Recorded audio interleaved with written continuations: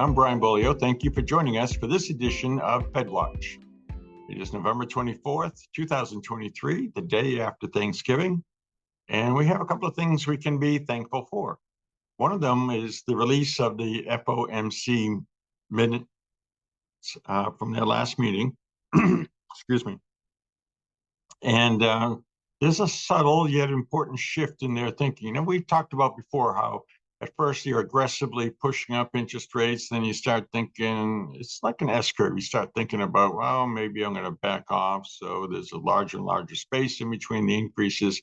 Then finally they decide to level off. And that's pretty much the language. They've removed the preponderance of aggressiveness from the tone. They're no longer stated in the minutes that the majority of the voting members think another rate increase is going to be necessary. They're really coming around to being concerned about tightening credit conditions and what that could do to the economy. And the October CPI news was certainly favorable enough that they're thinking that they don't need to be raising rates. So it looks like we're going to get a pass in December, which is wonderful.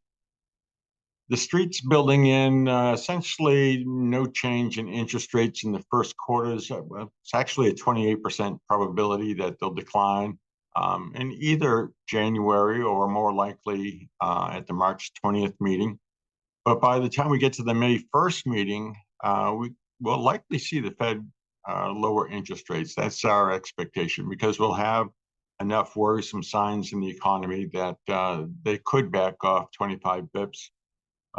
We don't expect them to do any more than 25 bips initially. So we're still getting this slowness in the movement. At least it's starting to tilt in the right direction, and we can be thankful for that. And we'll be even more thankful when this inverse yield curve goes away and we're getting a more clear signal of that recovery for 2025.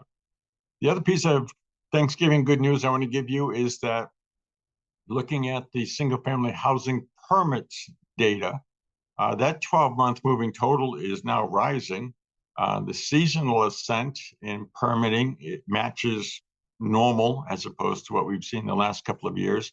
So that's another green shoot in a leading indicator. So what I'm trying to get across to you is that that's a good sign for 2025, and the Fed thinking that about lowering interest rates is a good sign for 2025 as well.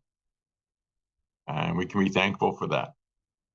Thanks for joining us for this edition of FedWatch, and we'll see you next week.